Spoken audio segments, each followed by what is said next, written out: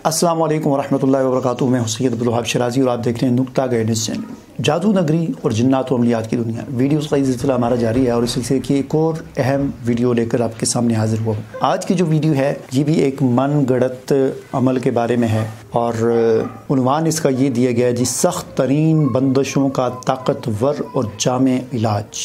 सख्त तरीन बंदिशों का तो देखते हैं आज की इस वीडियो में कि बंदिश क्या है। बंद हो गया, दरवाजे बंद, रास्ते बंद, ठीक है ना, बंद, हर तरफ से बंद हो गए। तो ये बंदिश के बारे में अल्लाह की ज़ात और कुरान हमारी क्या रहनुमाई करता है, अल्लाह के रसूल हमारी क्या रहनुमाई करते हैं और ये आमिलीन क्या रहनुमाई करते हैं, क्या बताते हैं। खैर जी, इन्होंने लिखा हुआ जी, दुरूद शरीफ अव्वल आखिर 11 मरतबा, आयतुल कुर्सी 70 मरतबा, आखिरी 4 कुल, ठीक है जी, 21 मरतबा और बाद में ये इबारत आपने 111 मरतबा पढ़नी। असल में इस इबारत पर बात करना चाहता हूँ। इबारत क्या है जी?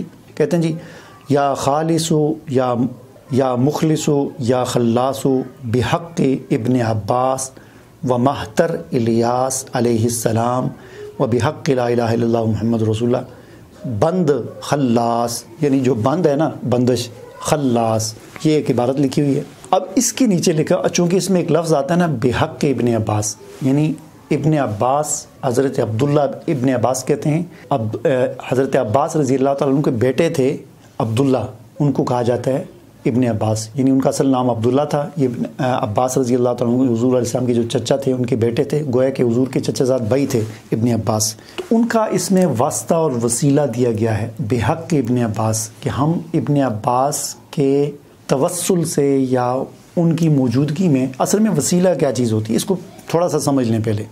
ये जो बिहक़ इब्न, ये हम आम तौर पर हम अपनी आप में से हर एक ने ये मुशाहिदा किया होगा और अपनी ज़िंदगी में देखा होगा और ऐसा हुआ होगा कि जहाँ पर मसलन कोई 2-4 आदमी बैठे हुए हैं, 10, 15, 20 बैठे हुए हैं और वहाँ पर दुआ करने की अगर ज़रूरत पड़ जाती है तो क्या होता है, हम उनमें से जो 5-10 बैठे हुए हैं उनमें से जो सीनियर होता है या जो हमारे नज़दीक जो नेक होता है या जो ज़्यादा पढ़ा लिखा होता है, जो तो हम उसको कहते हैं हज़रत आप दुआ करवाएं, आप दुआ करवाएं। तो हर मजलिस में ऐसे ही होता है।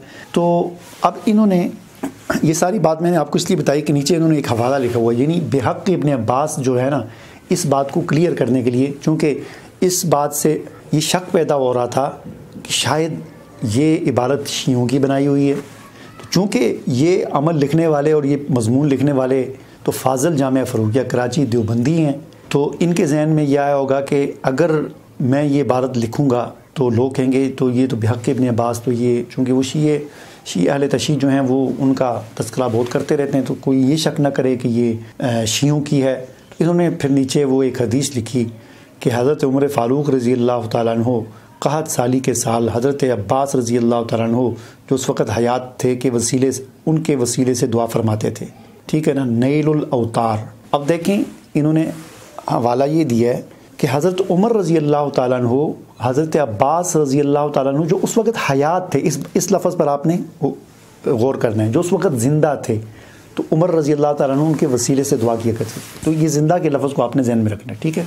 आगे नीचे उन्होंने बुखारी शरीफ की हदीस लिखी हुई है, रिवायत लिखी हुई है, अन अनस इब्न मालिक अन्ना उमर इब्न अल-ख़त्ताब रज़ी अल्लाह तआला अन्हु काना इज़ा क़हतु इस्तस्क़ा बिल अब्बास बिन अब्दुल मुत्तलिब रज़ी अल्लाहु अन्हु फ़क़ाल अल्लाहुम्मा इन्ना कुन्ना नतवस्सलु इलैका बिनबिय्यिना सल्लल्लाहु अलैहि वसल्लम फतस्क़ीना व इन्ना नतवस्सलु इलैका बिअम्मि नबिय्यिना फस्क़ीना क़ाल फ़यस्क़ून। बुखारी शरीफ का हवाला है जी। तर्जुमा है जी, हज़रत अनस बिन मालिक रज़ी अल्लाह तआला अन्हु से रिवायत करते हैं कि हज़रत उमर बिन ख़त्ताब रज़ी अल्लाह तआला अन्हु क़हत के ज़माने में हज़रत अब्बास बिन अब्दुल मुत्तलिब रज़ी अल्लाह तआला अन्हु के वसीले से दुआ फरमाते थे।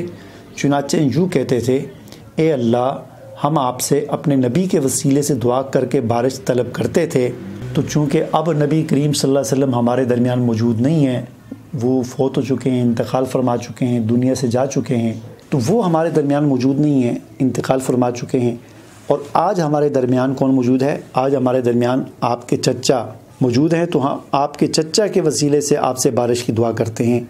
तो इस तरह वो दुआ की उन्होंने और बारिश होगी, ठीक है। अब यहाँ पर जो मैंने आपको कहा था ना, ज़िंदा के लफ्ज़ पर आपने गौर करना है। इस हदीस से क्या साबित होता है?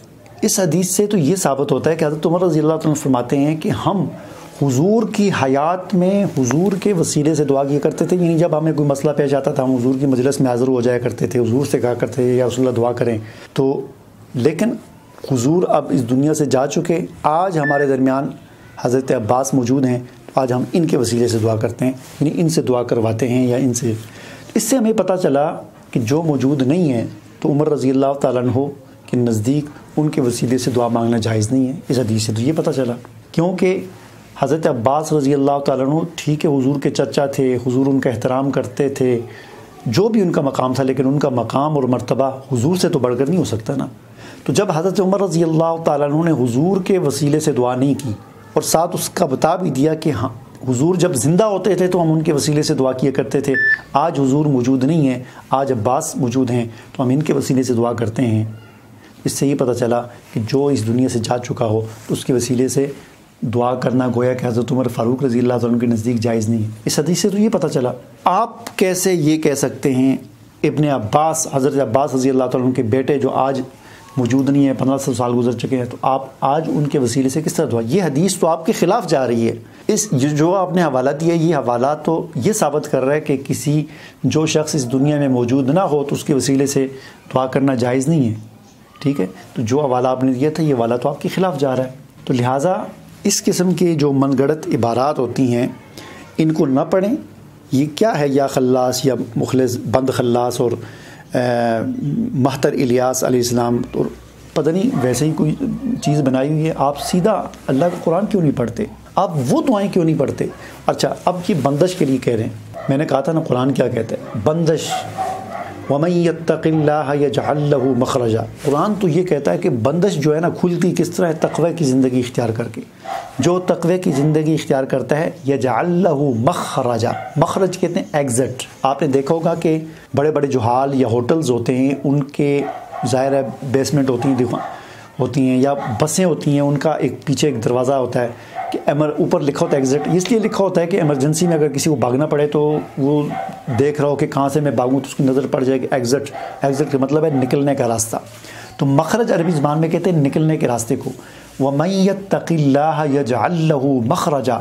اللہ تعالیٰ فرماتے ہیں کہ جو تقوی کی زندگی اختیار کرتا ہے ہم اس کے راستے کھول دیتے ہیں، اس کی بندشیں کھول دیتے ہیں. اللہ تو یہ فرماتا ہے. اللہ نے تو یہ نہیں فرمایا کہ تم یہ پڑھو یا خلاص یا ملاس یہ چیزیں پڑھو اور تمہاری جو ہے نا وہ بندشیں کھل جائیں گی. اگر تقوی کی زندگی اختیار کرو گے تو تمہاری بندشیں کھل جائیں گی. اور اسی طرح ایک جگہ فرمایا کہ تم تقوی کی زندگی اختیار کرو تو اللہ تعالیٰ آسمان کے دہانے بھی کھول دے گا رزق کے اور برکت کے، اور زمین بھی اپنی اندر سے رزق اور رحمتیں اور برکتیں اگلنا شروع کر دیں گی اس شخص کے لیے کہ جو تقوی کی زندگی اختیار کرے گا. تقوی کی زندگی کیا ہے؟ کہ انسان اللہ اور اس کے رسول کی نافرمانی سے اپنے آپ کو بچائے. اللہ اور اس کے رسول کی نافرمانی سے بچنا یہی تقوی کی زندگی ہے. تقوی کی زندگی اختیار کریں تاکہ دنیا کی بندشیں، مصائب، علام جو ختم ہوں اور ایک سکون کی پرسکون زندگی آپ گزار سکیں اور آخرت میں بھی آپ کو کامیابی مل سکے. مجھے اجازت دیجیے. اللہ حافظ.